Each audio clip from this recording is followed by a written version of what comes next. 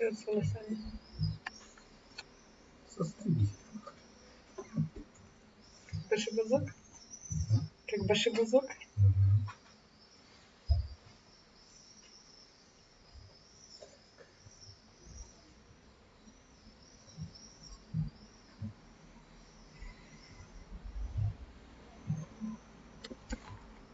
We are live. There is no one in the chat.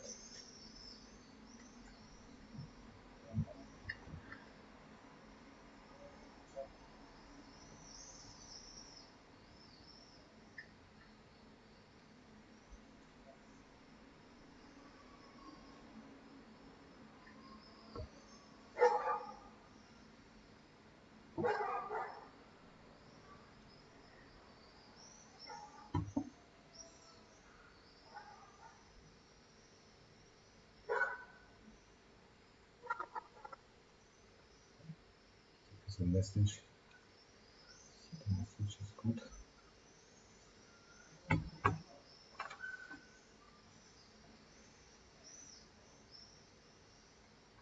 There are two people. So I wonder who. not us.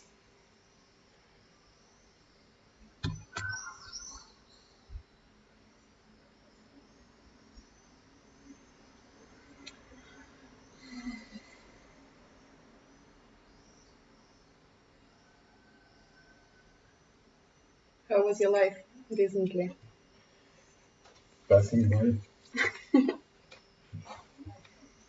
was in Georgia, so it's awesome. Yay. Georgia is amazing. I mean, without irony, it's indeed. It is. It is.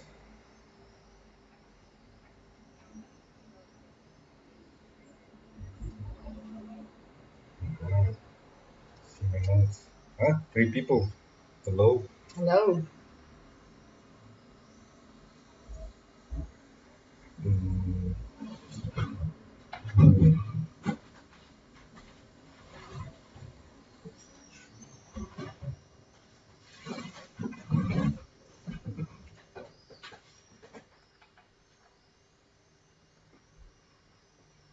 so it's 3 of us or 4 of us. Yeah. And so, yeah, let's wait for another couple of minutes. Yeah. We'll be ready to start.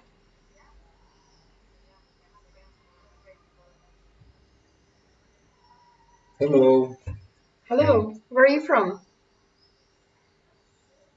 Since we're waiting, yeah, it's lovely that you're joining, and it's so sad we can't see you, but we're glad you're here.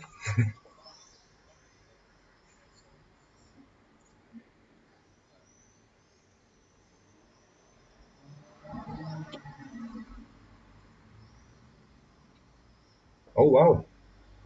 Nice. Cool. Yes. Have you ever been to Georgia or to any of the post-Soviet countries?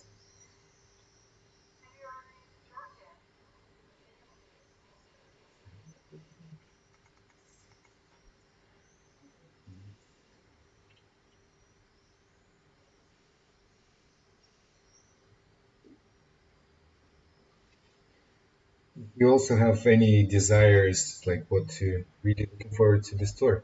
Yes, we also, and a bit nervous. If you have any questions, just don't hesitate to write and ask us anytime.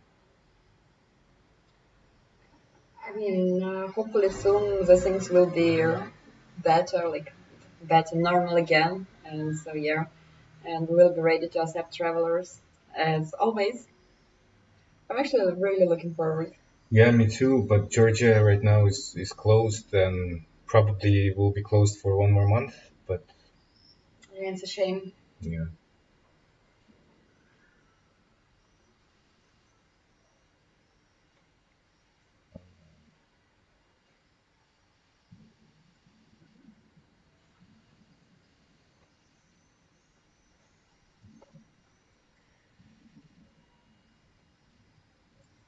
our pleasure.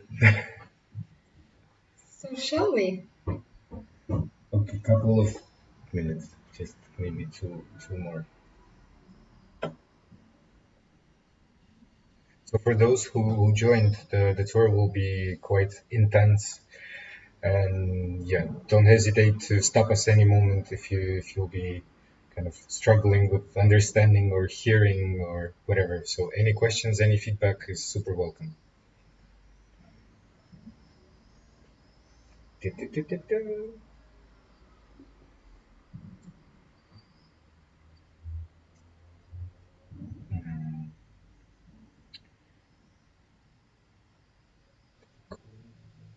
Right. So we start with introduction. Just a moment, please. Some technical things. So we have someone who would like to join us, but Mhm. they can't.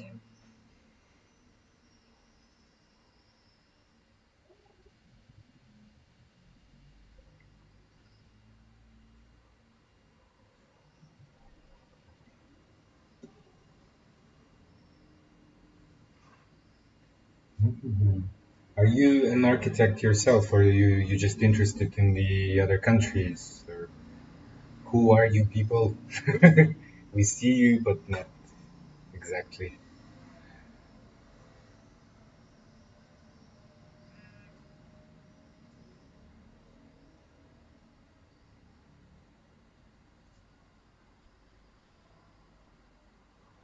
Yeah, some people cannot connect, and people get disconnected. Mm-hmm. That's a problem.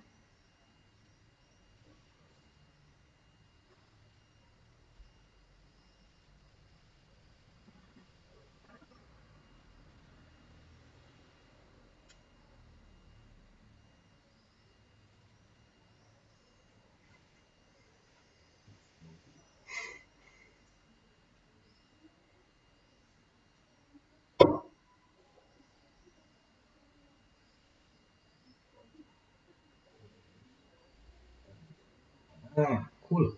Cool. Okay, we have no, but it's strange. It's still like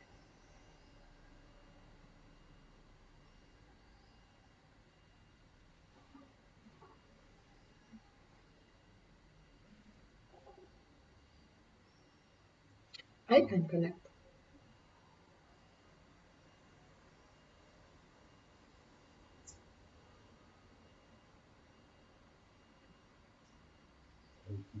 Disconnected. That's weird. We have no notifications about this. I can't connect.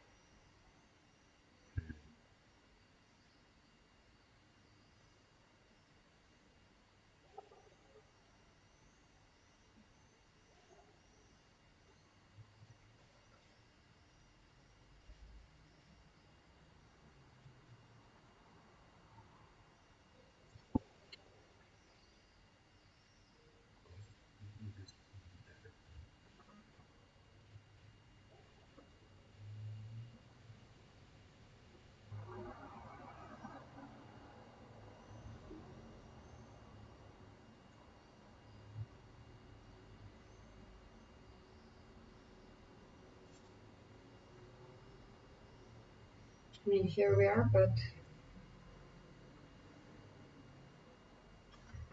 why?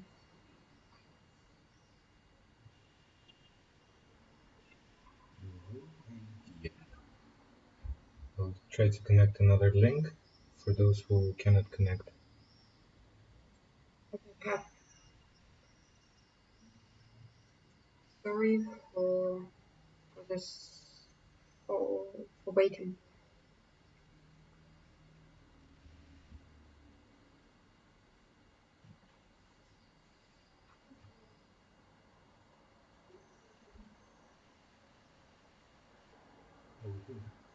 Looks like I think should be should be.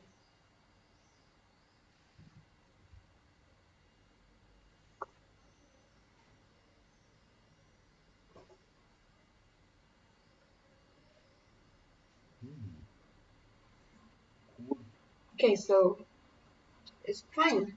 Yeah. Sounds good. Um, Just a second. Yeah, yeah, it's fine.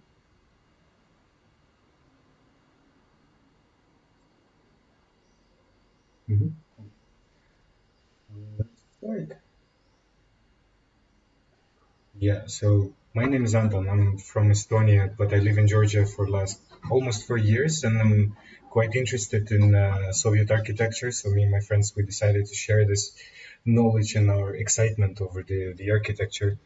So this format is pretty new for us, so we'll try our best, and we'll appreciate any feedback you have. So my name is Anya. I'm from Russia, but already like 7 years. I live in different countries in Eastern and Central Europe. I study urban architecture, and in already like 3 years and a half, I live here in Georgia and Armenia. I work as a tour guide, trying to reveal some interesting places to the travelers. So I'm also quite excited. It would be very lovely if you could be here and see it with your own eyes. So we decided to include in this 1.5 hour, more or less, around 20 most famous and some of our favorite modernist and brutalist uh, buildings. So yeah, let's hope you enjoy it, and it's gonna be quite intense. So of course it's impossible, almost impossible to share all the information in 1.5 hour. So if you have any questions, we are ready to answer it. And what else? So basically it's just a teaser for the tour. You're excited Me as too. we are. So so we'll start from Mukhadgardi Cemetery and uh, yeah, let's talk about this. Well, what do you think of the cemeteries in the post-Soviet space? No, I think like I mean this cemetery is quite interesting and in a way quite unique because of this building. Because this is the first crematorium in Georgia, and it's kind of doesn't seem like very surprising because during the Soviet times they built lots of crematoriums, like huge complexes around the Soviet Union, around Russia, Ukraine, Belarus.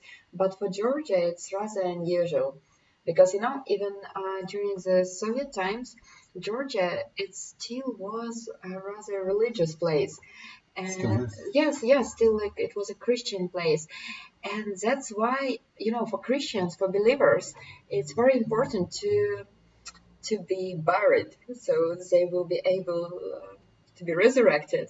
Yeah, they kind of they need to keep the body for the afterlife, and that's why this crematorium it was built here, but it never worked. It worked only like One day, yeah. one day, and that's it. So basically, since that time, the building didn't operate. Yeah, so it was built by Viktor Jarbenadze, a Georgian architect, in 1974, this entire complex. But the oldest graves on this Mukhadverdi cemetery are dated from the end of 19th century, beginning of 20th century. What we see in front of us is one of three main structures, three structures from the complex. This is the water tower. And yeah, Viktor Jarbenadze is the famous Georgian architect who also built the Palace of Ceremonies, which we will show you during our next tour. We're preparing some other stuff as well, and it's, it is incredible, yeah. And it looks like the bell tower, and yet it was the water tower that kind of served the entire cemetery. And yeah, you see the white bricks, they're silicon bricks, so they're quite new, though the wooden structure is from the 70s, so it's original. And they were never used. As Anya said, it was used only for one day because of the religious and other cultural obstacles. And yet it's quite interesting because it's not religious, but it creates the religious feeling. Um, yeah, we'll get closer to the other ceremony hall, which was operating for one day, and then it was turned to cafeterium. So Yeah, you say your last goodbyes and then you drink some cha-cha, some tea, wine, coffee, and moan. Uh, do you have any other stories to tell about Like this cemetery is also, you know, after the collapse of the Soviet Union, Georgia like became a very tough place, like very criminal place, probably one of the most criminal within all post-Soviet republics. So Georgian mafia was like famous around the post-Soviet space, and so basically, this cemetery it also was one of their meeting points for like mafia yeah. guys, and it's kind of yeah, kind of funny, yeah. Like let's meet midnight by the cemetery, not to walk far away. This is the main building, the its original look. So it was faced with the natural stone and painted in white. So it was kind of the Soviet trend to make this modernist structures on the cemeteries, and not. It is a public space. Thanks for asking. And inside, when you get inside, there. Concrete and iron panels that create this feeling that you're entering the cave. And architect Victor Jorbenadze was inspired by famous architect Le Corbusier, and this is his chapel from east part of France, built in 50s. So it's also a brutalist buildings. You can go to the and this is the ceremony hall and crematorium in Kiev, built in 60s. So as you see, it's kind of simultaneously built structures, and pretty much all over the Soviet Union, they were built because the politics they wanted to save the land and just cremate people, not to bury them in the ground, but as we said before, because of their cultural differences and obstacles, they couldn't do it. And right now they're used for the workers to store their stuff, and yeah, they stay abandoned and in quite a bad shape. But let's hope that the Georgian government will at some point renew them, at least for something, maybe Please wait. or ceremony hall. They're needed anyways. And also in 2008, there was a war between Georgia and Russia, and the cemetery became a place where they would, like, mark like commemoration ceremonies, like some anniversaries and so on. Yeah, also speaking about the insides of those ceremony halls, modernist architecture in republics, not in Russia, but in Baltics or in Caucasus, in Georgia or Armenia, uh, they would be always in dialogue with people, creating the religious feelings, but being not religious places. So, as I mentioned before, you enter inside and it creates the feeling like you're entering a cave, but and also the cave where Jesus Christ, for instance, was buried, and the coffin would stand on the place to create the feeling of ascension of the Christ. It's Soviet Niva. Thank you. Like the car. And this is Georgian way, like, to work. Yeah. So basically, yeah, I wouldn't be surprised that it's like Monday midday. Gavarjava. Yeah, this game is played all over the city, the country, and yeah. Speaking of Christianity, who's this girl? Oh yeah, I mean, so we're in Georgia, and so it would make sense to say that like the main saint here is George, Saint George, but yes and no, it's kind of like ambiguous because of this lady. So her name is Saint Nino, and she came to Georgia from Cappadocia in the beginning of the 4th century, and she brought Christianity to the country. But looks like she heard the Georgian is very beautiful, so she was in a hurry, and she forgot her main thing. She forgot like the main thing. She forgot her cross, and then she just took two grapevine sticks. We have plenty of them in Georgia, and he made her cross, and that's why her cross. It's not just like straight crosses, kind of like curvy and bent, like grapevine sticks. And you see these Arches. arches. It doesn't. I mean, it's actually symbolize a church in a Yeah, way. in a way. Yeah. It has bells on top of it, and it was erected in 1994 by also famous Georgian architect who lives in Moscow, Zurab Tsereteli. He also erected the statue here in 80s, but during the civil war in 90s it was demolished. And ironically, it was the happiness and friendship of the nations. But you know, Yeah.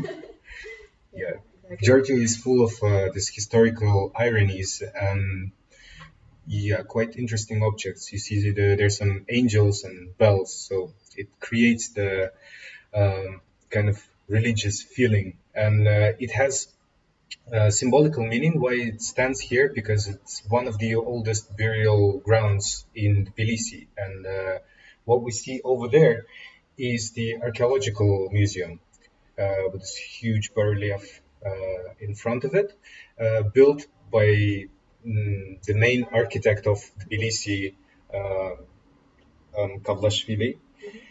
So this is the original sketch how it was planned, and it was planned to be a water reservoir that can serve the nearby district called Digomi, which was built in the 60s.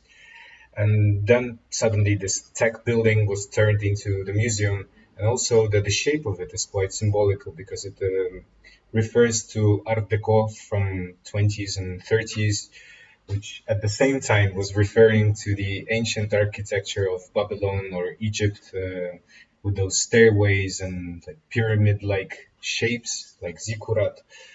So it's pretty interesting, and it was possible to build those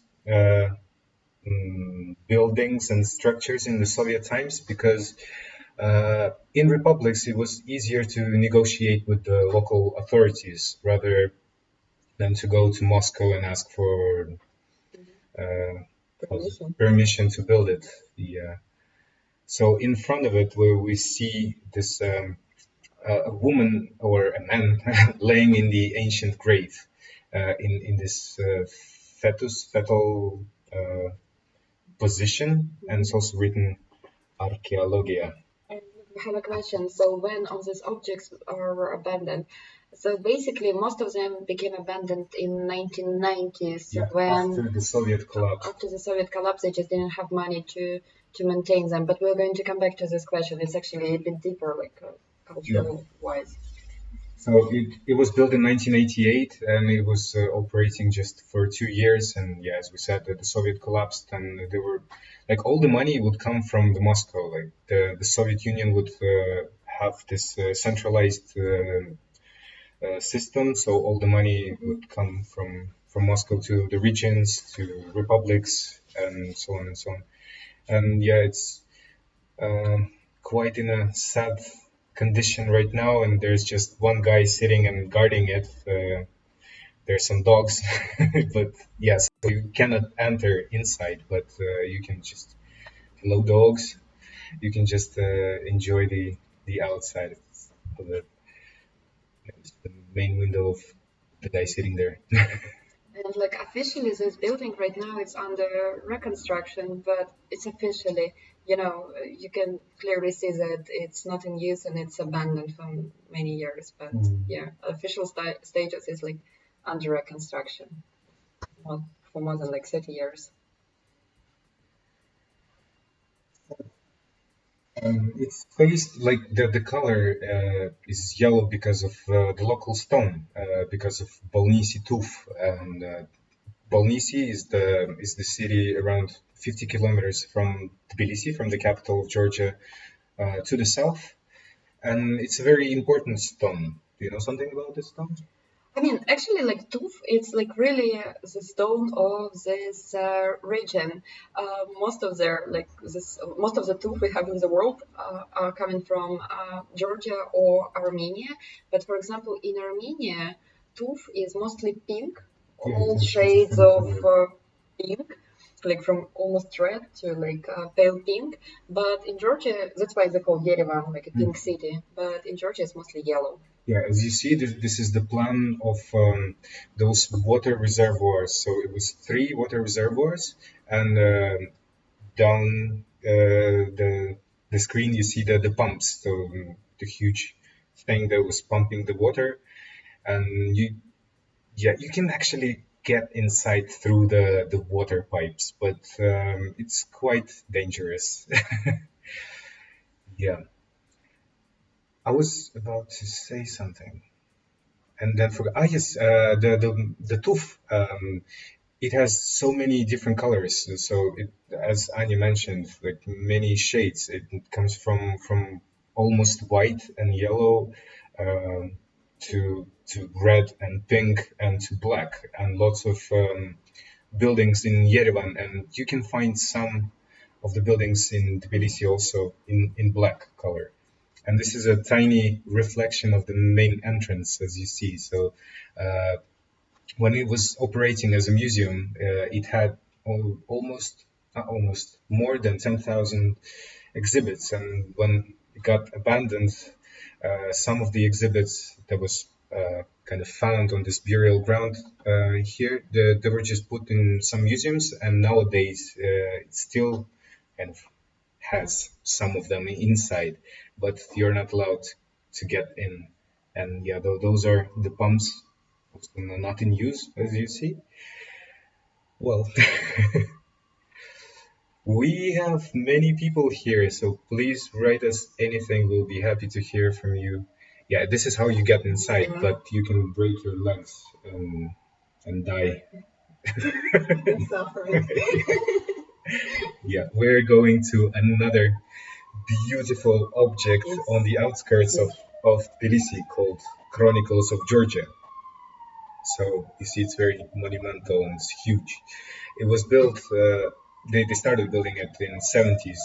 The guy who erected this Saint Nino statue was the author of this monument, Zurab Tseriteli, and so it is dedicated to 3,000 years of Georgian statehood and 2,000 years of Christianity dissemination.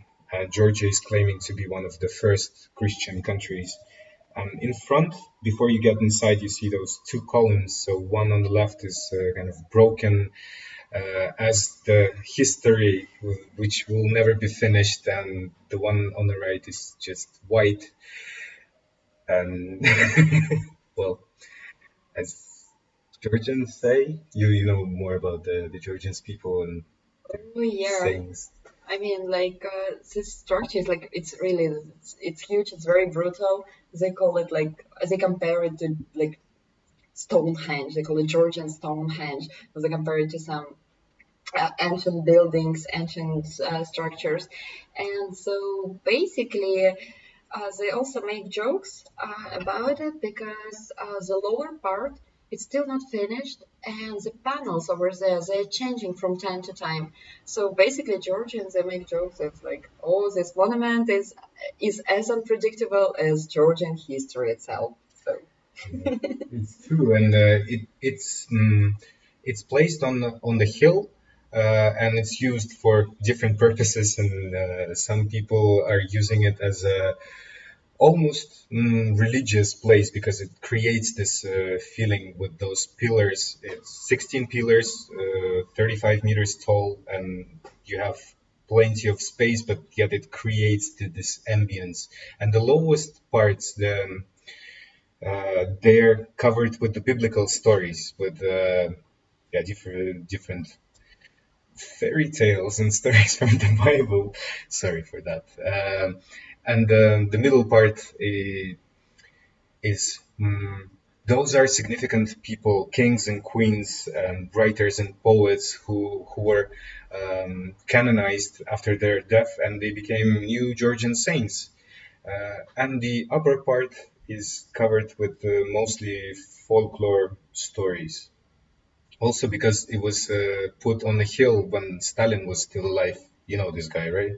So he was Georgian, and of course he was looking for a place for his main statue. So he was thinking and he was looking for an architect or an artist who would erect 100-meter tall statue of the supreme leader of the Soviet Union. It's a shame that it didn't happen. Maybe not. I'm just kidding. Yeah, and on the background, there is a Georgian polyphony singing, so you may just enjoy it a little bit, and we'll breathe. It's culture. It's in UNESCO list. Yeah, intangible heritage.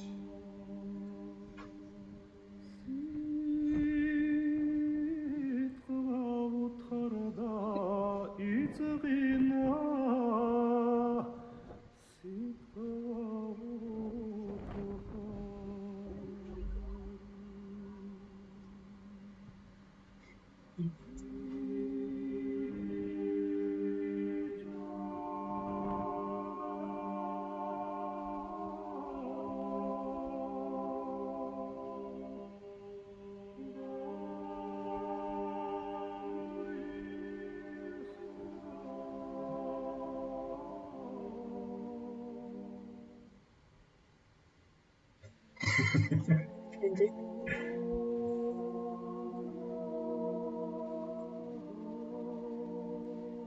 And yeah, again, talking about Georgians and Christianity, of course, such a monument um, couldn't be like couldn't be built without a church or some religious, like lots of religious symbols. Basilica. Yeah, so there is a small basilica, and this is the main entrance is decorated with reliefs of other churches in Georgia. So basically, they choose probably the most famous churches in Georgia, like in Ananuri, in Kazbeki, in Kutaisi, it's Gergeti, Gelati So different churches. parts of Georgia, some significant churches for its Christianity, Yeah. and the whole monument and this basilica is overlooking this Goldanin Muhiani district. We'll get back to this. Oh, and this is amazing place. I think it's also like a great example of the Soviet architecture. I mean, this water reservoir here they call it Tbilisi Sea, and basically these are like two artificial reservoirs connected in one. So during the Soviet times there were some pioneer camps. Nowadays abandoned. They're abandoned, but it's absolutely a beautiful place to have a swim and like to spend your summer day, what most of the like, Georgians do. Yeah, so this place, this is the most northern part of the city, called Muhiani district, and it was mostly built for the working class people.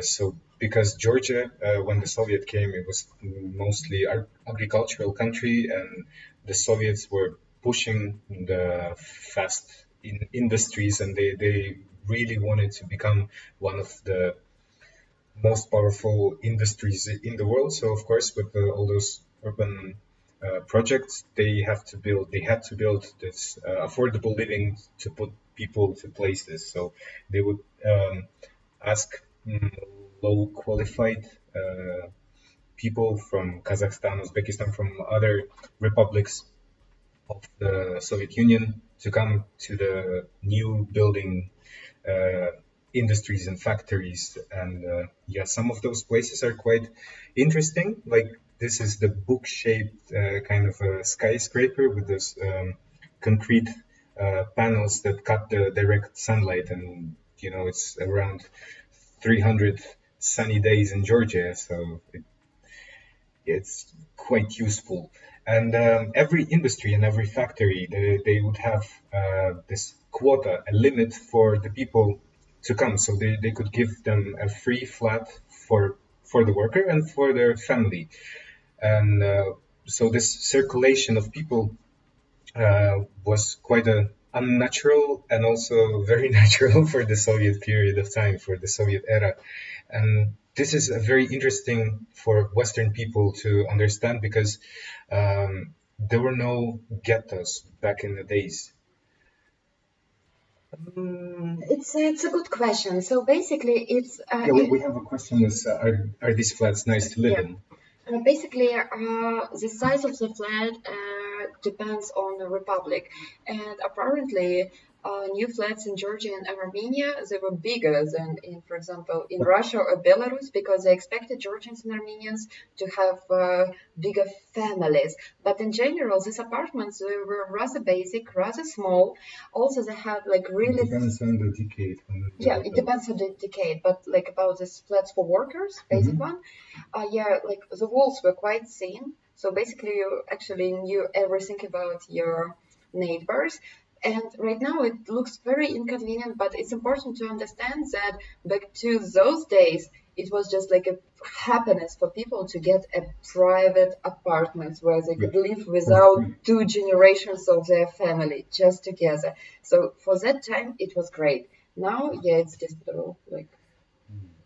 And because the Soviet era, yeah, let's talk about those amazing buildings with the bridges between them. We're on Nutsubidze Plateau, and this structure, those buildings were built by a couple of architects. We'll get to them a little bit later. So Otar Kalandarashvili and Gil Potskishvili.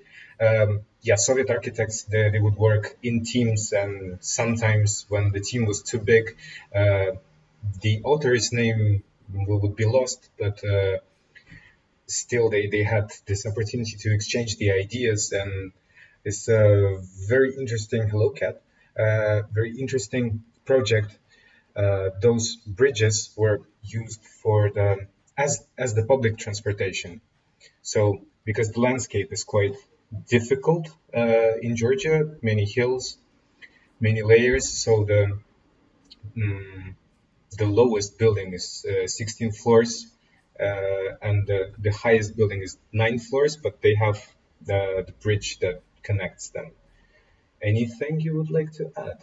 Yeah, I mean, this is a funny thing about this public transportation because it's a very good description because you actually need to pay for it. Yeah. So there is one thing that always surprise all visitors of Georgia, that you need to have like always have a couple of coins in your pocket, because most of the elevators in Tbilisi still, for most of the elevators you need to pay.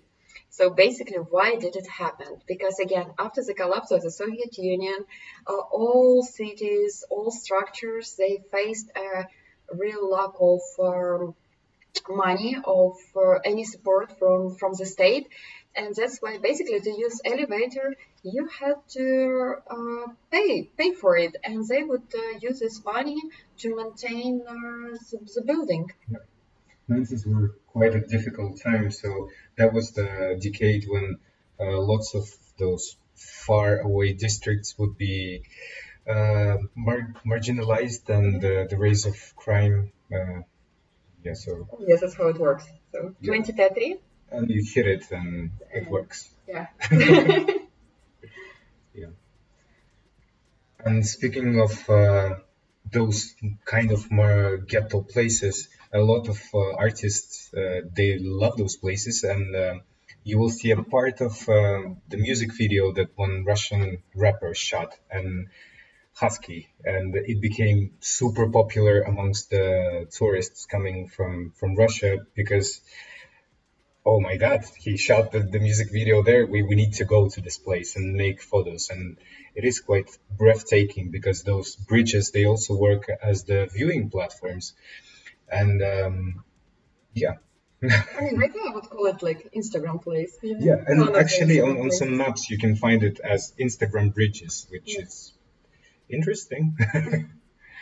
But like talking about this area in general, I also would talk about so-called Samastroy and the culture of Samastroy. So Anton mentioned that lots of the people in the time of the quick industrialization and urbanization of Tbilisi, they came from all possible regions Yeah. of Georgia and of the Soviet Union, and they were from the regions, from the villages, and that's why they kind of were trying to cope with a new reality, and so they would just build extra rooms, extra flats next to these Soviet buildings, which creates like really interesting ambience there. Yeah. I would say. So right now, since yeah, we're on the other side of Tbilisi. This is the State University, Tbilisi State University complex, and what we see now is the two buildings, two campus buildings, and as you see, some balconies are quite artificial. So now it was planned for 8,000 students to live, but nowadays it's mostly occupied by Abkhazian refugees or IDPs, internally displaced people after the war in 90s in Abkhazia, so it's quite a sensitive topic. We'll get to it a little bit later. But as you see, we're on the other side of the gorge. This cable car, it's not in use. But the project started in 1960s. It had its own infrastructure with the bridges. Yeah, we're right now on the bridge. Its own library. It's on the right side here. You see the library building finished in 80s. Also quite heavy brutalist building faced with the Bolnisi Tuf, this local stone we mentioned before. And on the left side, yeah, the right side first. Being too fast, getting nervous. You people should come and then I would explain it better. So on the left side, this building is the Maths and Mechanics skyscraper built in 60s, in 1968. Yeah, quite simple, big windows, nothing very special, no decorations. Uh, yeah, and this complex is partly in use and partly not in use. But yeah, as you see, the bicycle stands and yeah, this infrastructure was amazing. Like the project itself was amazing, and sadly, it was never finished as it was planned. Do you know anything about this infrastructural things that they had? I mean, so basically, they always would build a complex, a museum complex, a residential complex, or university complex. So we saw the library, we saw the faculties, and this is supposed to be like a recreational place. So for some sport activities, there should be a canteen and cafe and so on. But you see, it's completely abandoned right now, but it's quite remote from other residential buildings around. That makes it just like a perfect place for underground parties and raves. And Georgia is quite famous with electronic music. Yeah, actually, techno scene here is very powerful. It's also called Tbilisi is also called second Berlin. So youngsters they would usually come here because it's far from the neighbors. You wouldn't bother anyone, so they just bring the equipment here and they just party. And what we see now is yeah, back to the library, which had back in the times around 10 million books and a huge auditorium up to 1,500 people. It is a university, but not all buildings are in use. Some of them they already abandoned or never were in use. But it's still like one of the parts of of Tbilisi University. They do study there. They use some of the rooms and some of the places, but it's not fully in use and not fully finished. So yeah, and speaking of refugees, we started with those campus buildings. Difficult topic here. It's very sensitive topic as well. So basically, in late 80s when the whole structure of the Soviet Union became like very weak and decentralized. So in Georgia and as in many other places, they also had some nationalist movements and that's when they actually started to have like serious issues with some regions of Georgia, for example, with Abkhazia and South Ossetia, also known as Sami Chablo region. And so basically in 1990s they had a war in Abkhazia, and at that moment most of the pretty much all of the Georgians who lived in Abkhazia for many generations, they had to come back, escape to Georgia or to any other places. And so basically in that point they were provided by like temporary accommodation, and they really expected that they're going to live there maybe for a couple of months, like maybe for a year, not more. But they ended up living there for already like 30 years or so. Yeah. As you saw that they had to come up with, yeah, 90s were very difficult times, and after the 13 months of the gunfights in those regions, people had to flee to Tbilisi, to other parts of Georgia, and local government was also very weak, so they couldn't protect them, they couldn't do anything about them, so people had to come up with their own heating and electricity. Yeah, and for example, this is a nice piece because this is a map of Georgia from the Soviet times, and you see with Abkhazia by the Black Sea and with South Ossetia all together. So it's like Mhm. a pretty strong symbol. And as we would like to joke, local people, they would come to this library, as I mentioned before, 10 million books, imagine, and they would take those books, and mostly those were Lenin's essays and Lenin's books. So they would fire their own ovens and chimneys and self-made kind of structures to warm them. So Lenin can warm your heart at some point. Yes. And yeah, you see some beautiful street art, which is very nice and unique, and Tbilisi is full of it, and they're very important artists. And what I like about the street art in Georgia, that artists, they can communicate with the authorities, and they could give them this official yes to make a piece of art, and some of them could be contradictive. Mm, but some of them, they're simply beautiful, so there is no kind of censorship. And I think this graffiti kind of, yeah, you see you at the, what's it called, lantern, Lighthouse. lighthouse, yeah. So this is you, you're far away, and we are as this big whale holding this big city of Tbilisi, and we're a bit chained to the anchor. But well, at some point you will come visit us, and we can also show you some interested street artists and graffitis in the city. And one more time, don't hesitate to ask us any questions, because it is a teaser, a trailer. Tell about this bus. Yeah, this bus used to be a local cafe for the students, but yeah, a few months ago it stopped operating. Yeah, well, sad. Uh, yeah, as I said before, we are willing to answer any of your questions if we can.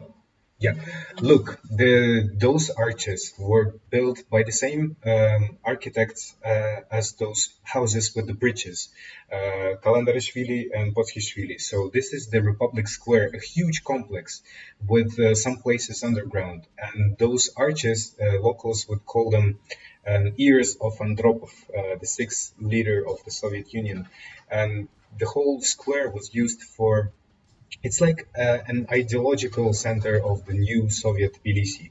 As Maidan, if some of you have been to Tbilisi, know it's the old town center. So Republic Square is the ideological Soviet center for demonstrations, for different speeches and gatherings. And right now we're downstairs of this square.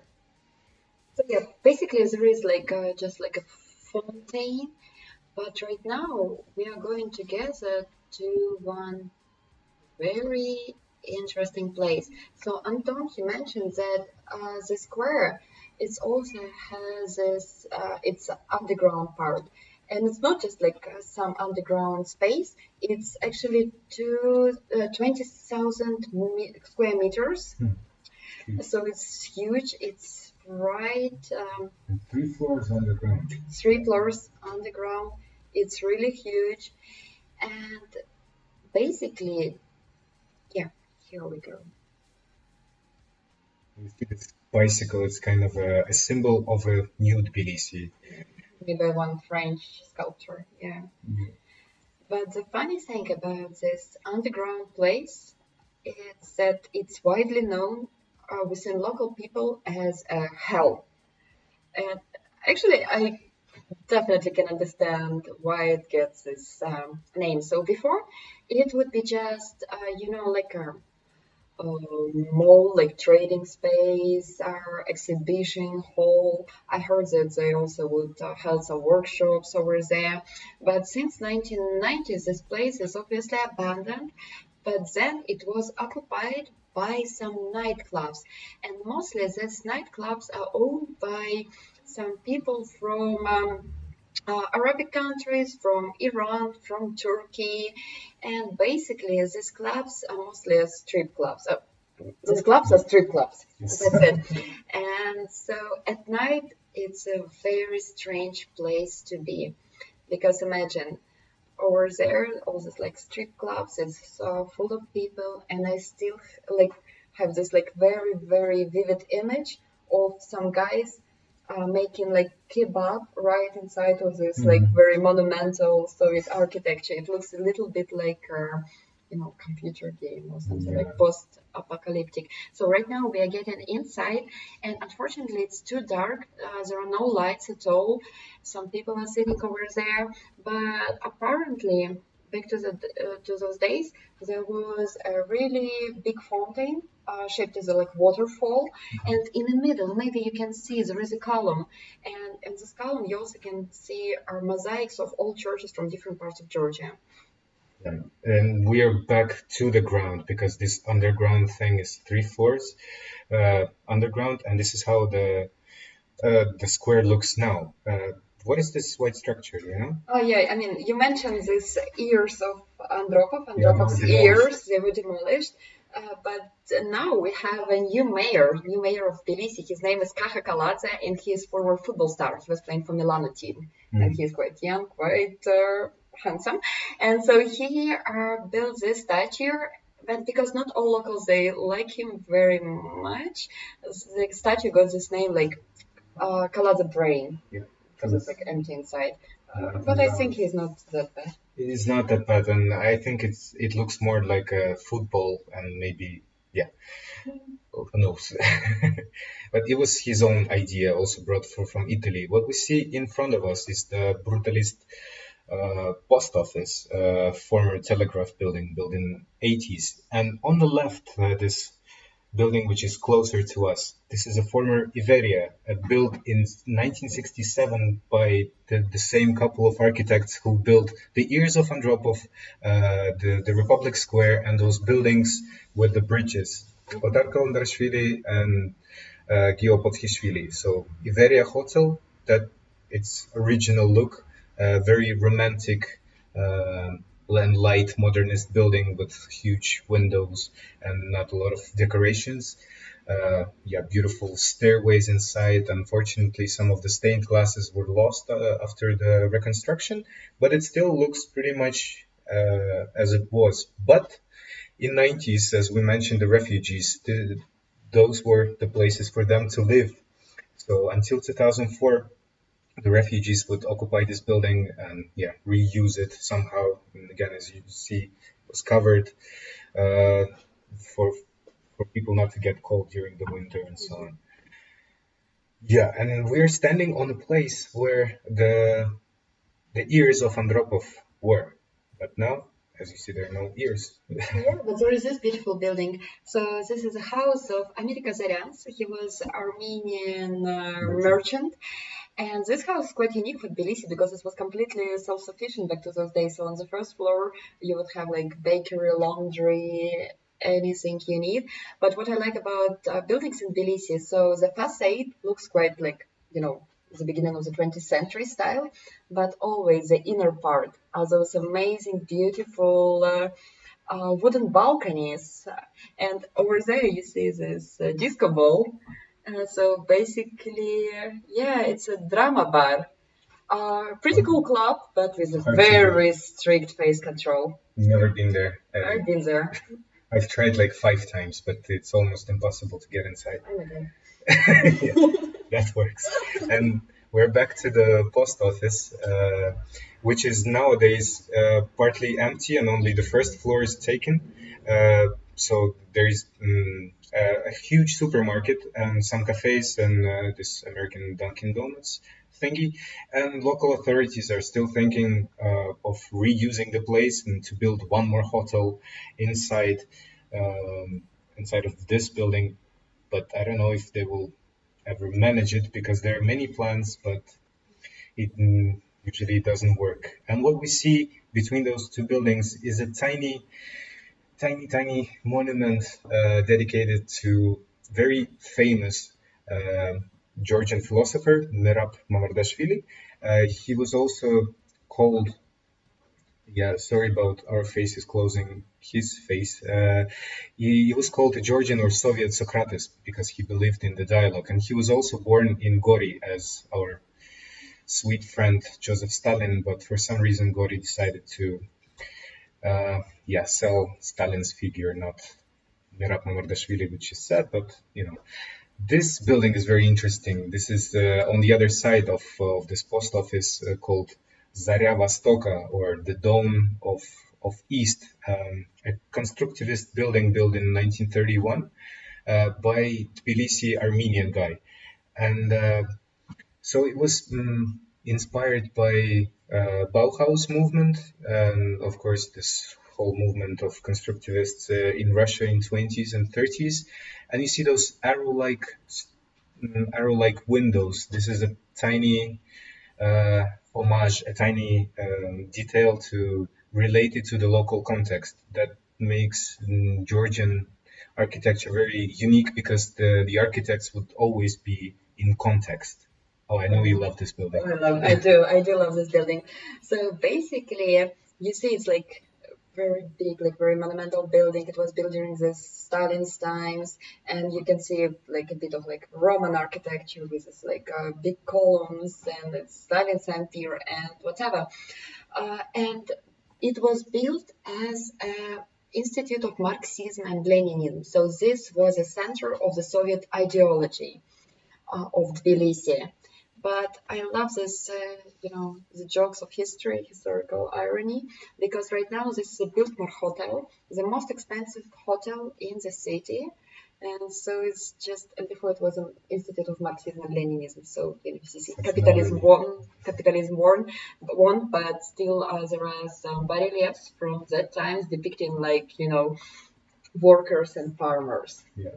This is the backside of the Stalinist and Marxist Biltmore Hotel, which was destroyed, and now there is a huge glass skyscraper erected.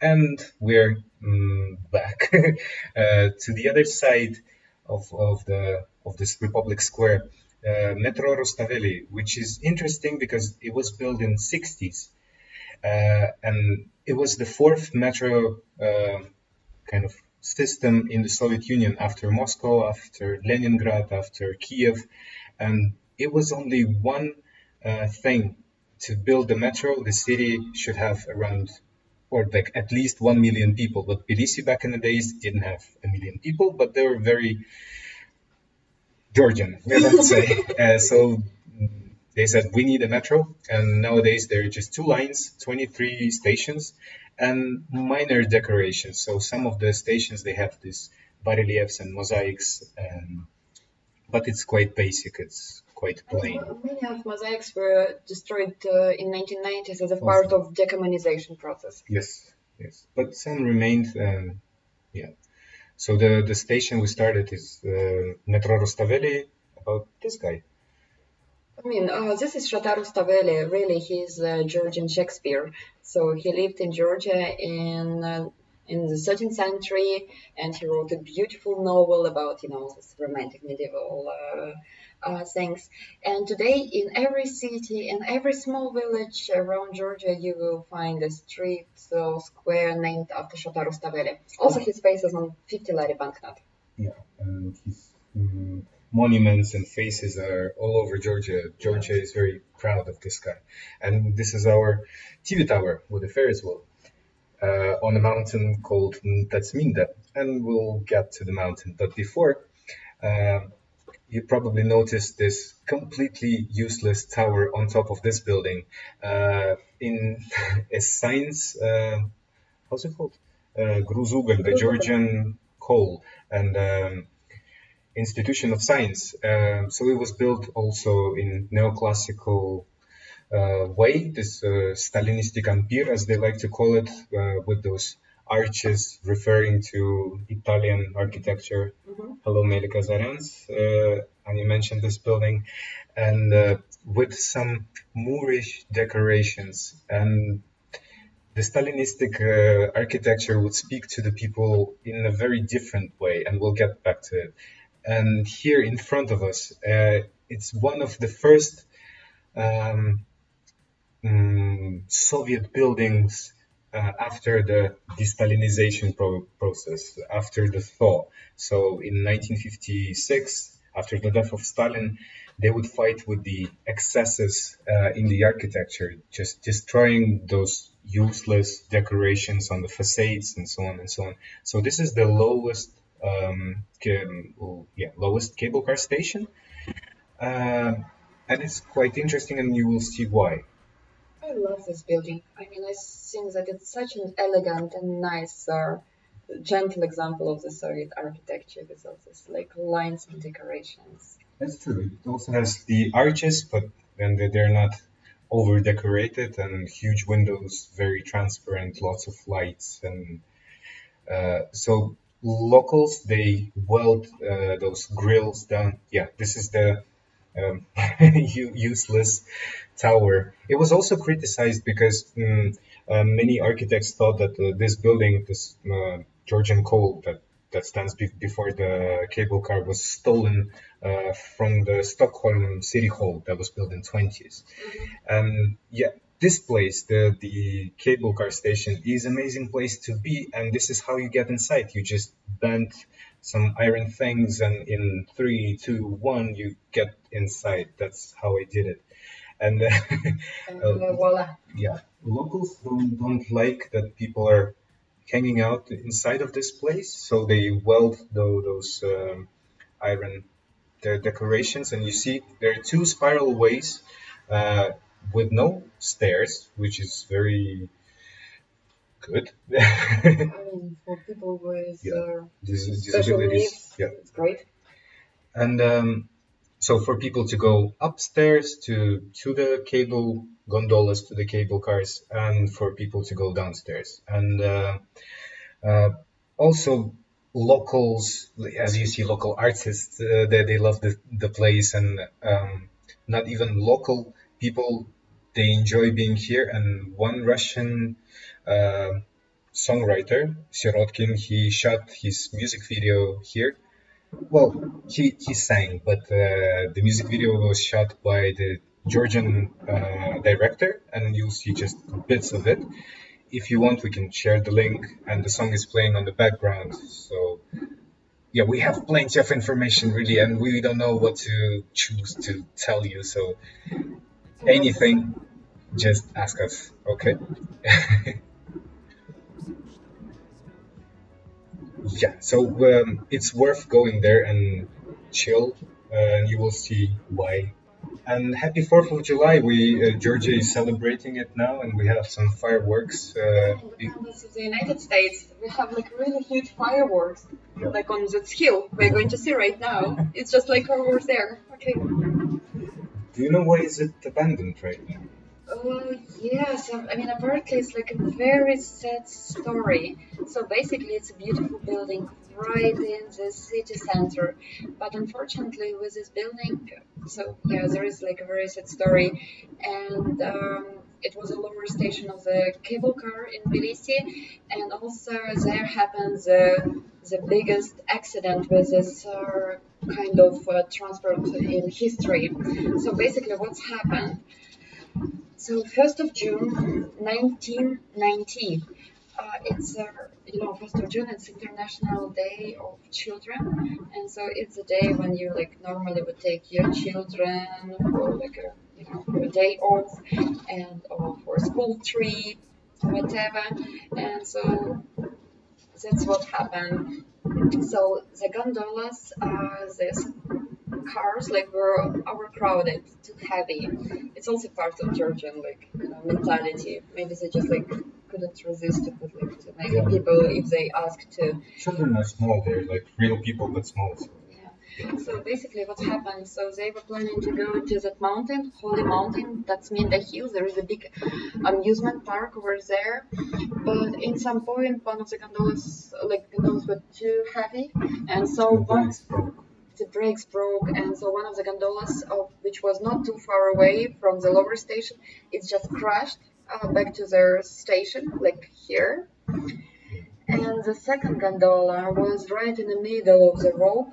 So it was also it was quite close to the upper one, but yeah, because the brakes didn't work, it just started moving backwards, and it's around 900 meters. So this is the lowest. And it was pink, and then it crashed in two, and people were literally falling To the roof. to the roofs, to the courtyards underneath. And so that day, like 20 people died, and many people were injured.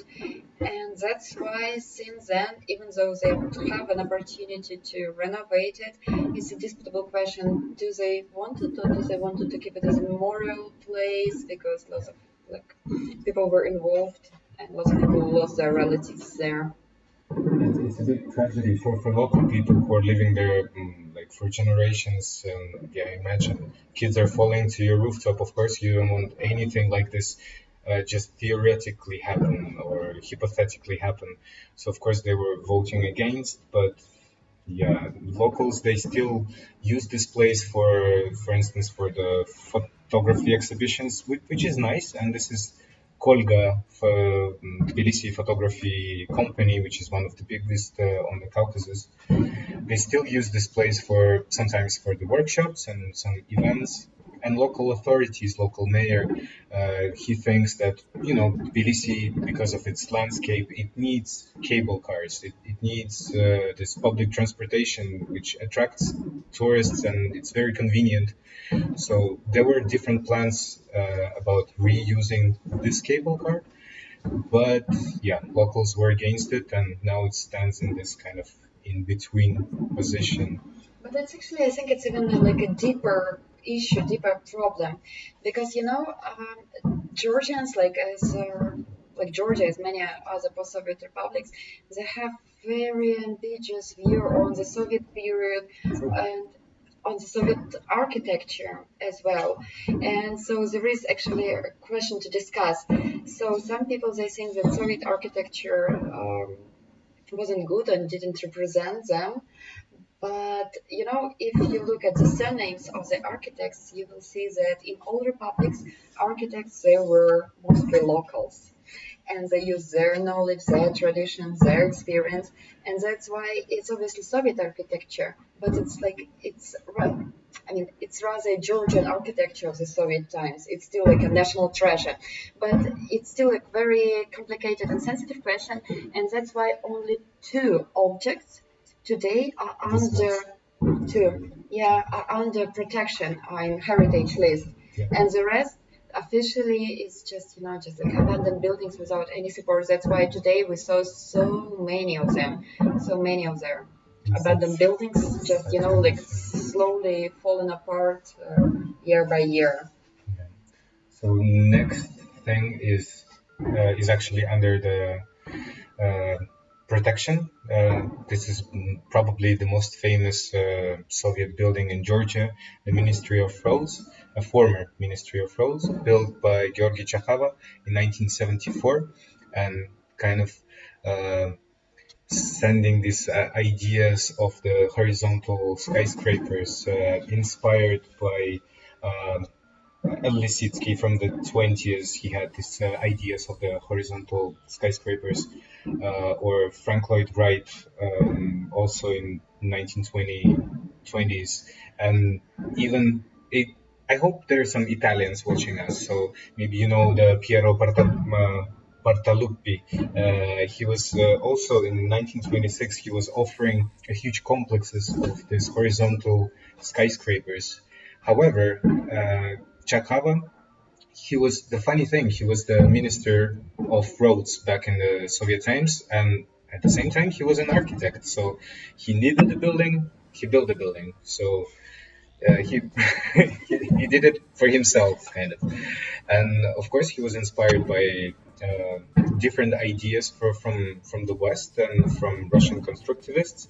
But as he liked to mention, he was inspired by the local peasants, by the local villagers who would build their own buildings in this very rough and tough places up in the mountains for the sake of the view, not for the sake of if it's easy to build a building here or not. So uh, it's it stands on three pillars. Now I'm gonna fall. I'm sorry. So yeah, because of Georgia is a very nice country with lots of berries, and they're sometimes slippery. And yeah, so it stands on three pillars, and the idea was to make it in the shape of a tree. So the entire place is given back to the earth. Yeah, this is very popular. Right now, it is used as the headquarters of Bank of Georgia. So it is in use and it is under the protection. But yeah, people don't live there. It's too good for normal people to live there. So capitalist world one more time. And yeah, we're not judging. We're not here to judge. We're here for the architecture. Yeah, so it's in the shape of a tree, as you see. So it stands on the pillars, and the lowest one is 18 floors, and you can get inside from this side that we see right now, and from the opposite side from where I fell. Yeah, this is another interesting project. This is the Radio Computing Center from 1970s, built by Georg Kavlashvili, one of the main architects of Tbilisi back in the days. Until 90s, he was the main architect. And this is a retro futuristic building, retro-futuristic spaceship, ready to take off with some bas-reliefs glorifying the workers and peasants, villagers, all the working class heroes, and also uh, there's some things with arts and hunt and muses and different connections to the local. Oh, it's beautiful. It's like still American flag, or is like made of fireworks? So, sorry. So yeah, imagine you're in Georgia and it's happening quite close to this building, but at night. Yeah. Uh, so what I was about to say that Georgian architects were always working in the context of their region, of their country, because it was more complicated to do things like this and glorify not only workers from the factories or from the fields, but also put some things from your own history, from your own traditions, to put it on the building. And this was one of the kind of futuristic places. It was computing center, the radio center, this fast industrialization. So Kavlashvili is also known of his kind of futuristic view, and he was involved in the city reconstruction, also reconstructing the old town, the buildings from 19th century, and so on. And yeah, as you see, it's easy to get in, big windows, huge pillars, and quite brutalist structure. This is a funny thing about this, like buildings. It's also was a part of ideology, right? It's lots of space, lots of windows, lots of air inside, but also you, Soviet citizen, you have nothing to hide. Yeah. Yeah, so that's why everything should be like very transparent. So yeah. Speaking of Kavlashvili, the architect of this building, because he was um, a visionary, he would bring back those balconies that we saw on the Republic Square back to the main streets, because usually those balconies, also called Italian yards, they would be hidden inside of the building. But he started this renovation and brought them back to the streets because it is beautiful. And for that, people called him a Lord Balkonsky. A character from Leo Tolstoy, War and Peace, Yeah. one The of the lower main characters, balcony, yeah. the Lord Balcony. Yeah. And as I mentioned, the local context, the local things, you will get closer to it. So there's a guy in the traditional kind of chocha clothing. Yeah, and also it's decorated with the grapes, and it's a wine country, so grapes are everywhere. And the lamp ended up. I mean, and again, like it's basically. Uh, so this is a good question, Alexander. Oh, hi. So basically, there is no particular reason why there is no direct connection with Italy. It's just an impression that Georgians, And the temper. they got watching Italian movies, with Sophie Loren, Marcello Mastroianni. Everybody is very emotional. It's somewhere in the suburbs of Rome. So basically, this is the most popular version. Why did it happen? Oh yeah, actually we're in completely different part of the city now. We're in Avlabari. So basically, it's one of the oldest parts of the city, and it's mostly was populated by Armenians. And in front of it, there is another area mostly populated by Azerbaijanians for many, many centuries. And so here we see this very interesting monument. So basically, it's called Monument to 300 Aragvelians. So basically, what happened? It's pretty much a Georgian version of 300 Spartanians story. So in 1785, there was their army of Qajars coming to Tbilisi, and they called for 300 very brave Aragvelians to come from the mountain and to defend the city. And it's like, yeah, basically. In 2000s, those 300 people, they were canonized. And in 1959, this beautiful monument with the never-ending fire was put at this place. And it's interesting, also very simple lines, but it tells you a story. And the stelas are also a face, kind of a face of the region, because in Armenia, for instance, every city would have a stela that kind of puts the beginning of the city on a map. Yeah. Yeah. And on the other side of the street, not on of the river, but on the street, that there are some more tiny details belonging to the same memorial complex dedicated to those 300 Aragvelians. Some musicians, you said once. Yeah, I mean, so basically there were some musicians who were supporting and inspiring the warriors. They also became like martyrs, heroes of that war. And also this is a place where was one of the ends of the city wall. Yeah. Was one of the entrances to their old Tiflis of Tbilisi. It was right over there. This is the Belarusian president. It's not, sorry, but we like jokes. And we're back to the Avlabari district, which is, as you see, on the other side of the river, overlooking the Soviet baths. Do you know anything from about the baths? I mean, like it's essential for the city, because even the name of the city, like Tbilisi, Tbili, it means warm. So Tbilisi, warm city. It got this name because of this hot springs. Naturally hot. Yeah, naturally hot, like sulfur springs. And so there is a famous Abanatubani area in the old town, but also you could find these hot springs anywhere in the city. So, for example, here in Avlabari. And so that's why they built this big complex of the Soviet sulfur baths here. And I love this place because you see what they did. Do you remember how Turkish hammams looks like?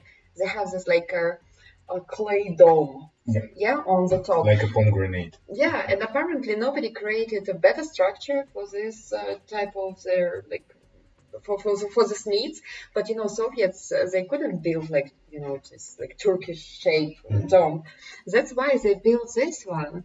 It looks quite like modernist, and also decorated with mosaics because in the Soviet Union they loved mosaics.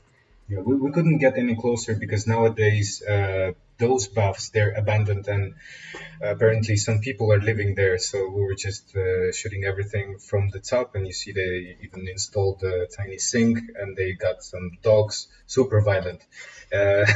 No, Georgia and Tbilisi in general is a super safe place to be, and we really hardly recommend you to visit it.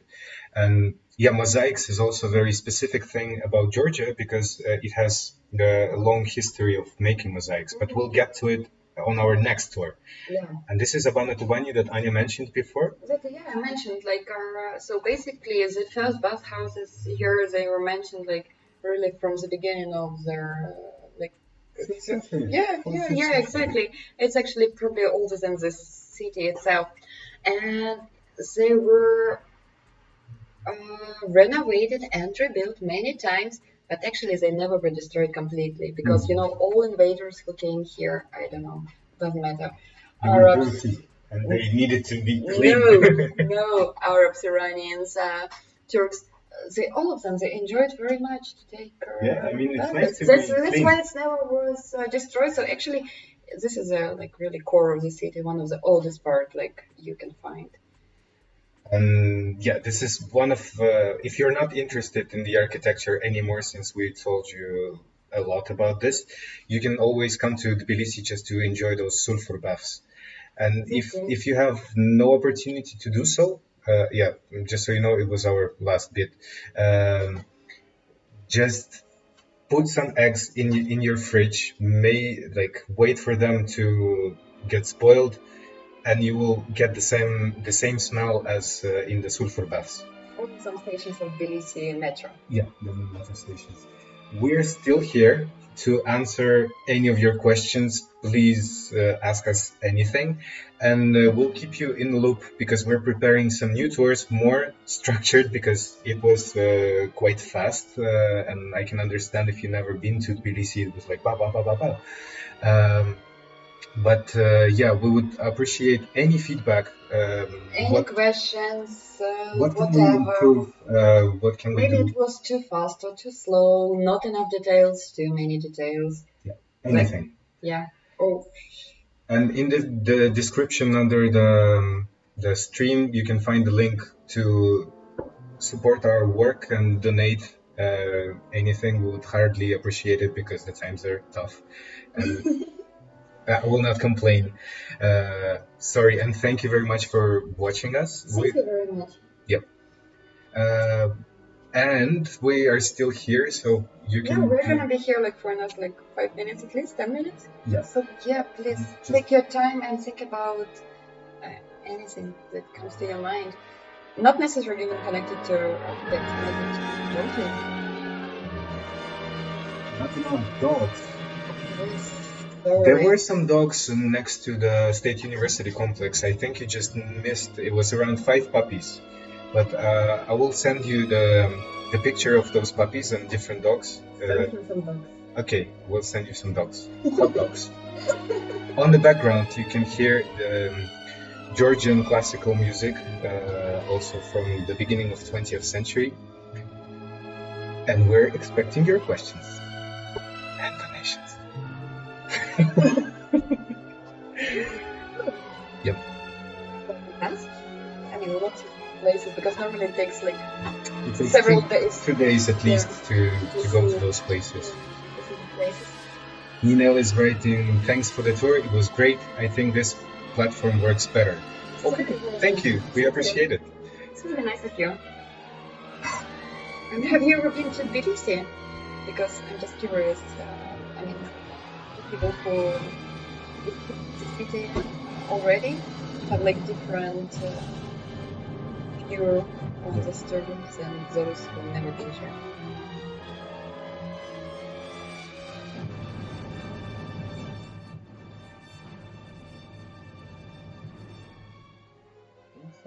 Really a great tour. Thank you for watching. Since when Georgia celebrates 4th of July? Since the moment they received the American military bases. So Georgia is a pro-Western country and it tries to be, let's put it this way, further from Russia and closer to Europe. So once you come to Georgia, you'll see many European flags and sometimes American flags. And this is something we will share on our next bit. Yeah, nothing is celebrated on 4th of July. It's kind of a symbolical. I mean, so hello basically, to US and yeah. So basically, when you can, will go to Georgia, uh, you will take a taxi from the airport, and it's gonna be George Bush Street. George Bush Avenues. Avenue, like a long one. Because once he came to Georgia, and he said that whatever happened, the United States always will be supporter of brave, strong people of Georgia. And yeah, then there was a war with Russia, like in 2008, this military conflict in August. Then there were like, yeah, basically lots of issues, and that's why today to show. Yeah, but Georgia is a very welcoming country, not for people, not only for people who are coming here, but also if there is, for instance, Estonian Independence Day, the TV tower would be lit by the colors of Estonian flag, and they do appreciate other countries, and people are super welcoming. One of the most welcoming people. What is it? That's a very good question, Alexander. So, what is with Georgians and fireworks? So, please come back to Georgia. New Year Eve. Oh yes, I mean, the whole city, like for like half an hour, just like everybody will make for several hours. for several hours. Yeah, it will Yeah. be full of fireworks. I think it's about Georgian character, like And because they they also- like fireworks, and Yeah. but they not always can express it in the modern world. Yeah, also in some of the districts we saw today, people are shooting from the real guns to the air, just because they don't have any fireworks, but they have guns, and it's kind of normal. They don't mean to harm anyone. It's just they're very expressive, and They're for very your excited, and they're just looking for the ways how to show it. yeah, and for your previous question, why Italian yards? I think you can relate because they have this um, kind of temper thing. So and they just express themselves. Yeah, but today we spoke about it. That, for example, I don't know if we are right or not, but would Italians agree that they were not very punctual people? Because Georgians, they don't like to admit this fact, but it's completely true. We have another question. If possible, can we see Georgian food next time? It would be so much better if you come and taste it because it would be such a painful moment for you because it does look Wait, amazing. wait. So look, just today we talked. Should we make another like streaming dedicated to Georgia, to Georgian, like urban life and traditions, Local anthropology kind of kind thing. of local anthropology. So basically, it would be not only about architecture, but about Georgia and Georgians themselves. So maybe we could mention like their food habits there, because it's also part of like a culture, like a huge part of culture. Yes, and it's a very nice idea. Thank you very much. Yes, thank you. Yeah. We'll try it, but as I said, it's better to come and eat it. I mean, It's no so doubt. much better. No doubt. I mean, even if do you have a Georgian restaurant somewhere in your place? I mean, I don't know where you're from. I'm just curious.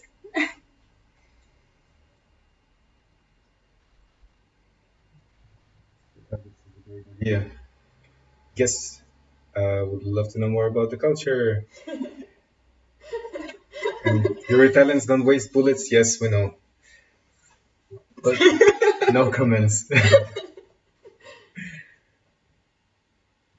We can make ourselves a little bigger, and since you're still here, we can chat. Uh, Mexico. Oh, nice. Do you have any Georgian restaurants in Mexico? I mean, I won't be very surprised because it looks like Georgians, like people from this region are everywhere. But in Mexico, they have also like great food. So yes, maybe yes. it's not like.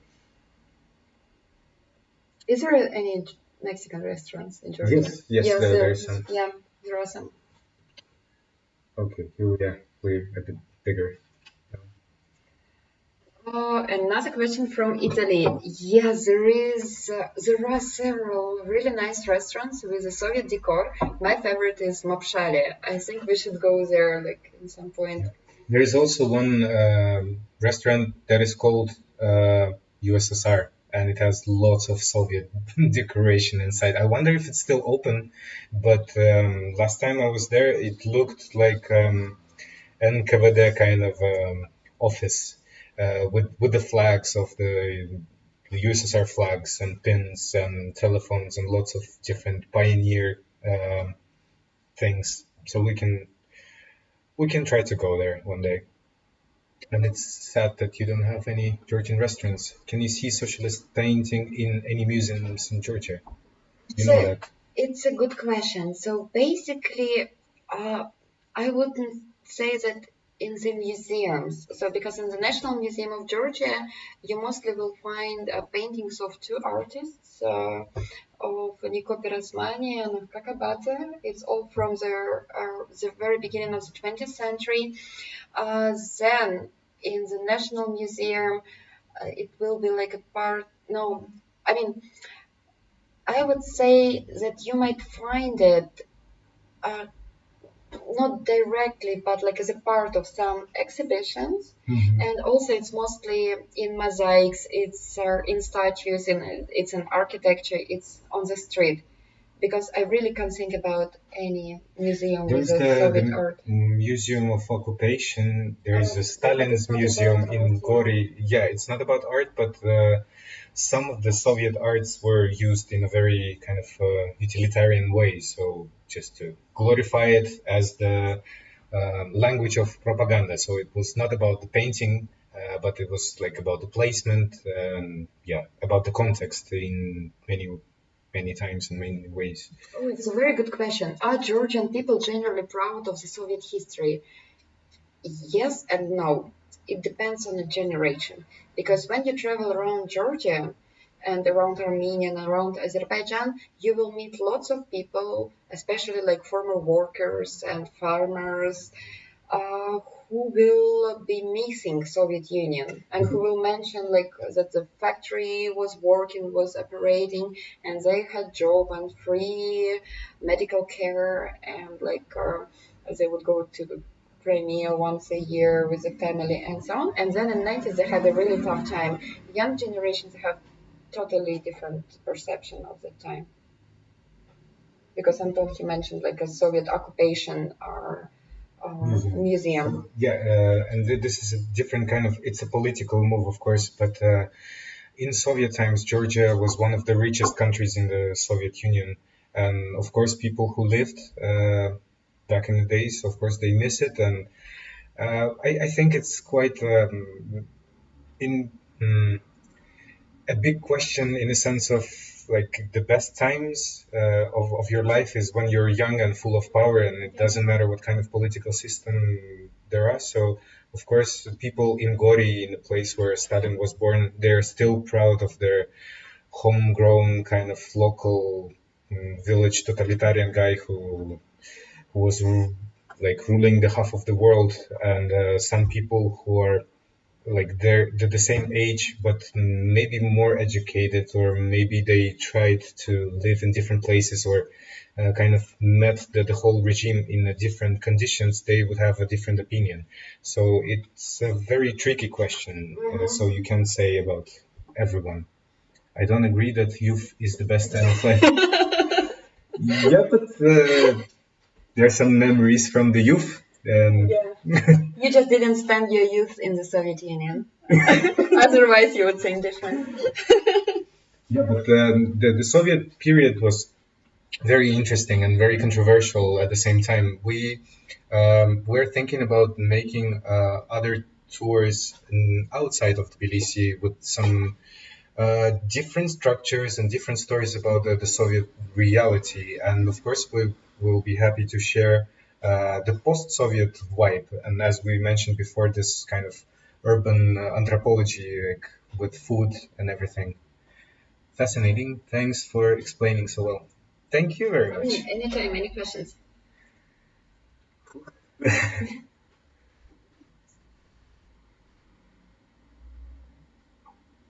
We even have the socialist cups. Yeah.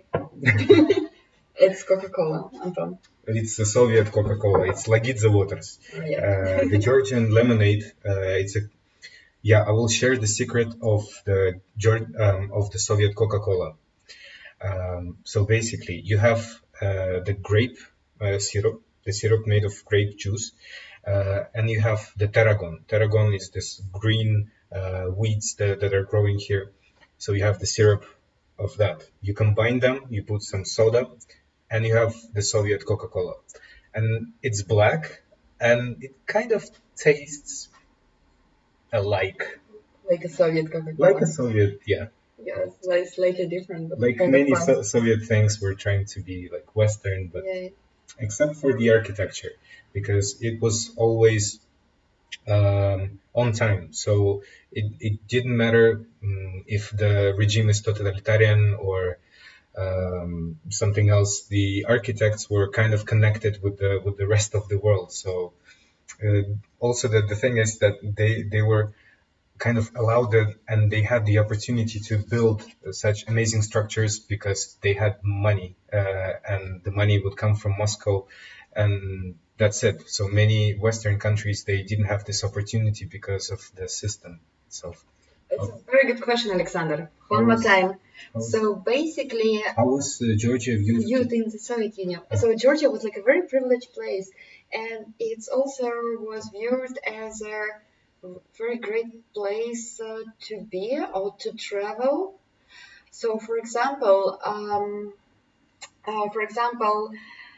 even Georgian wine. So Georgians are like Soviet people during the Soviet times, they couldn't enjoy wine from Spain, Italy, and France, or like I think maybe they could like it very, very rarely, and like very, very few of them. So basically, they would drink wine either from Moldova or from Crimea or from Georgia, and Georgian wine is supposed to be the best one. Like, Sadly, though, the Soviets, because Georgia is a tiny country and they had different microzones. But when the Soviets came, they tried to put everything like on a factory level, on industry, so the entire Soviet Union could enjoy the Georgian wine. So they destroyed around 200 different types of very specific grape types, right? yeah, Yeah. yeah. And also almost destroys this traditional way of winemaking, because traditionally Georgians they make wine in kvevris. Kvevris are these like big clay vessels. They bury them underground, and that's how they make amber wine. But you can make like very limited amount of wine this way, which doesn't really fit the Soviet, standards. So yeah. What's your favorite building in Tbilisi? That's a tricky question. I think right now I would say the wedding palace, just because Oh, it was so tricky to get there. We are going to talk about it in one of the next videos. So basically, there is one palace that built by the same architect who built this, cemetery complex, just like as an example. But right now it's a private building, private territory, and so basically, me and Anton we actually had like. we had the fake waiting to get inside, but that you will know in our next tour. Do you know if any if Georgia exports wine to America? Yes, it They does. they Yes, it do, right? does. Yes, I mean there are mostly you can find them in some either very special wine shops or in some Georgian, Armenian, or Middle Eastern restaurants right now. But it's gonna cost like at least 4 times, 5 times more expensive than here in Georgia. Well, yeah, everything is more expensive than in Yeah, I Georgia. mean obviously, but yeah, you Do can you know find. any brands like if Lado does it or No, mostly you. Badagoni? No, basically, I'm sorry, I can't call them brands, but I can We'll ask ask them. our friend who is dealing with wine, and Yeah, I know your Instagram, so I will just send you the brand, the name of a brand. yeah, Yeah. but definitely you can find it. I mean, actually, just like recently, there was a funny story in like a situation in Georgian Armenian community, because there was one restaurant in Washington D.C. and they were making hilkali, Mhm. like the Georgian dumplings, but it was Armenian restaurant. Oh, fun. And they were like, "You're Armenians, you don't know anything about the right way how to make khinkali." Is Georgia an expensive country? It's relatively cheap, but depends with what country are you comparing. Like it is relatively cheap for most of the European countries, but it would be more expensive for the African countries or even Asian countries. I think it stands somewhere like it is stands in between of Europe and Asia, so it's kind of the borderline. So with the prices, it's pretty much the same. Yeah, I mean, we can just give some examples. So you easily can eat in some local cafe for like 10 euros for two people. Yeah, easily. Easily.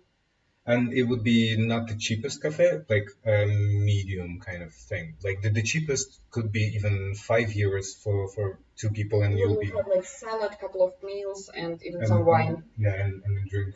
In the kind of medium cafes, you may eat for 10, €15 easily for two, and yeah, in like posh restaurants, that could be up to maybe €50. No, it could be more expensive, like in Yeah, it could be. Barbaristan, but yeah. But in general, you actually can eat like for 20 euros, like two of you, it just would be a great dinner. You're not gonna finish it. Yeah, the public transport costs like 15 cents. And once you get to the metro or you take the bus, it's 1.5 hour. You can take another bus or marshrutka or metro. Yeah, the beer costs $1. The bread costs also like 15 cents. Yeah. The funny thing is that milk here costs more than the gasoline. Yeah. Very interesting fact. Yeah, that's true.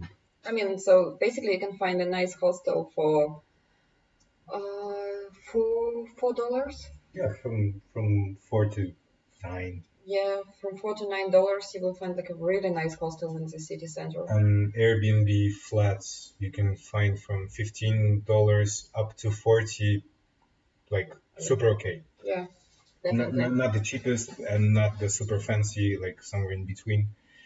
But yeah, Yeah, I mean, also about like public transport or like transportation between the cities. You can go to Batumi by train. It's like 5 hours and a half. It's gonna be like a very nice train with Wi-Fi, and it it's will. comfy. Yeah, it's comfy, and it will cost $10. A bit less, $9, 25, 30, $9. Yeah, $10. Yeah. So And Georgia was expected to open its borders on 1st of July, but they postponed it until the end of July. We're still hoping it will open its borders. Well, obviously not for Brazil, America, or Russia, yeah. US, I mean. Um, but for Europe, for some countries, maybe. 7 countries they signed, EU countries they signed that they might expect or take the Yeah. people from Georgia, like tourists, without any curfew Yeah, because thing. Georgia actually was dealing very well.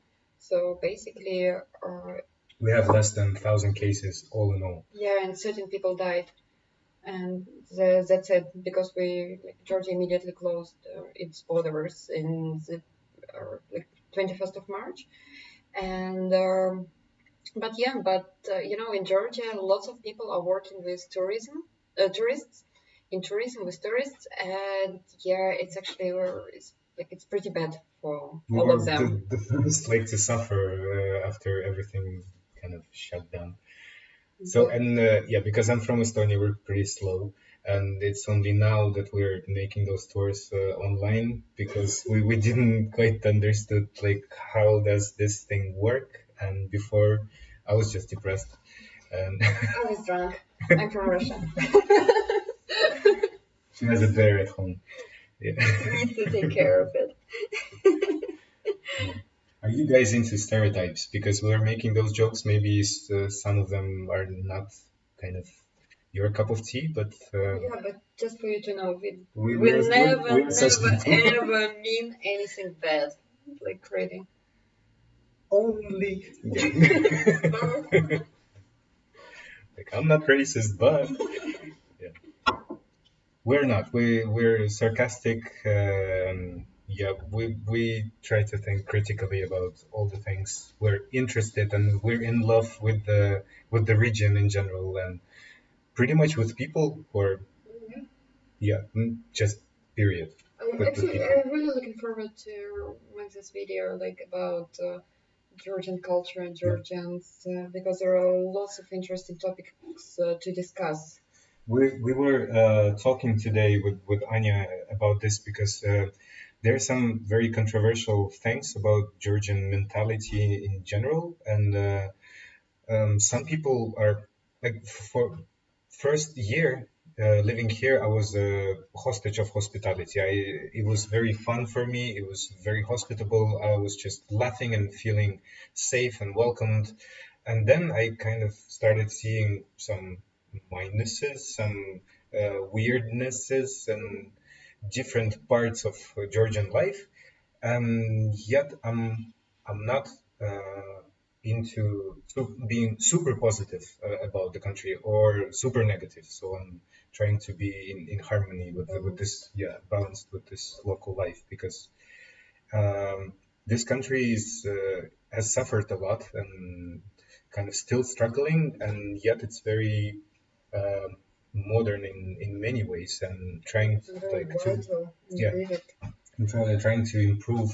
And do you have any stereotypes about Georgians? About Estonians? Thanks left and always the smallest country should suffer.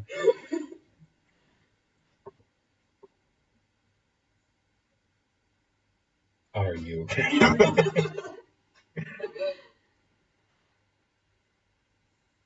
So we're expecting some yeah questions or feedback or anything because we see you're still here. I mean you're getting less and less, but you're still here. But is there a none? So Yeah, we'll wait for like 5 more minutes yeah, and sure. just give us something to talk about, and we'll share our thoughts and ideas over the topic, or wait for the next tour. Tick, tick, tick, tick. I think it's gonna be interesting. Yeah, and because this, as I said a million times, this format is very new for us. We are a bit nervous, and yeah, maybe I mean, yeah, it's always different because, as we mentioned, you kind of can make the same tour in 2 days. So obviously you yeah. have more time to talk about all the things to give like, general context of the Soviet Union, of what is going on, Hmm. and so on. So we're planning to make this kind of anthropologically uh, directed tour. And also, I was thinking about utilitarian architecture of the Soviet period. And we have some other ideas and so many other places that are worth seeing. So that was just the That's trigger. a good question. Why aren't there so many casinos in Tbilisi? Because it's legal. Because it's legal and because of the location again. So basically, there are lots of countries, I mean, mostly Muslim countries, where gambling is banned. It's like Iran, it's Turkey, it's all Arab countries, and all of them, they kind of easily can come to Georgia without like any visa issues. And so the first thing you see after you cross Georgian-Turkish border next to Batumi, it will be a casino. And some Turkish people they even don't go further. They even don't go to Batumi. They will just stay in casino, and that's why it just like attracts lots of people because when it's banned, you want it. Thanks again for this tour and talk. We'll send in questions later if I have them. Thank you very much for watching and Thank you yeah, very much. joining us. Yeah, anytime, any questions, we're Yeah. always online or trying to be. So For good to you. see you. Yeah. As for casinos, I think it's also kind of this part of economical development. Because like when in 2003 there was a revolution here, revolution of roses, they got new president, Mikhail Saakashvili, and obviously, I mean, basically the country was in ruins. Really, after 1990s, it was like really corrupted. The whole system was like absolutely corrupted, and so he needed money, and so he wanted to attract investors. That's why there are so many new hotels and casinos and so on. Mexico, love to you. Greetings. Yeah. And we were about to have the Trump's Tower, but we didn't. It was also one of the initiatives of the former president Mikhail Saakashvili. Before Trump became a president, he was just a businessman. So the president of Georgia went to meet with him and negotiate about some business things. And they started even building the skyscraper. But I don't know if it's good or not, but they kind of stopped the whole idea of putting the Trump's name on top of it. Yeah. So it's just abandoned, like partly abandoned. Partly abandoned again. I mean, yes. Who are you, secret people watching this?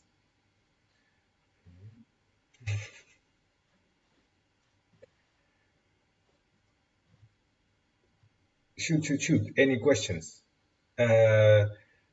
And in like 10 minutes, we will have to go back to sleep because it's getting late and the fireworks are not there anymore. So. Not entertaining us. No. Also, if you feel like sharing, let us know if you would like to make those kind of simple conversations to talk about Armenia or Georgia or the Soviet period of time, architecture, and so on and so on. We might do that as well.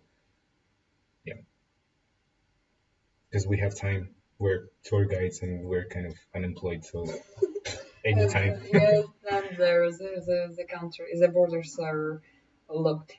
Yeah. And so we can go anywhere. So we're in the best place on earth, and we don't regret it. It's just we can't go, but we just can't leave it. Still the best. No jokes, I really think so. Yeah, too. It's a great place. Also, they will have this Lagurka festival up in the mountains in July.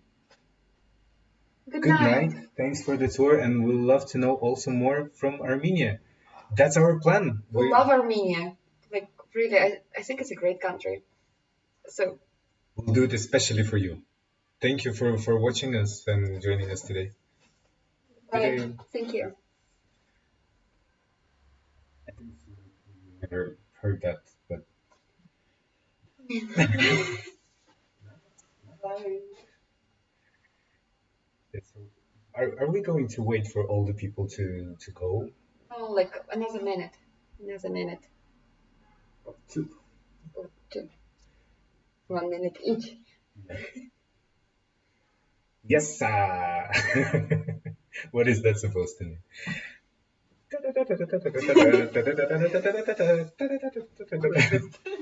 I'm sorry, but it's a nice song. It's a nice tune. Not being racist. I know.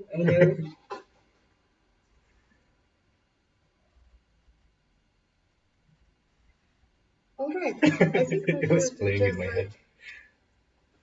Goodbye and good night. Buenas noches and. Carpe diem. Last. Buena noche.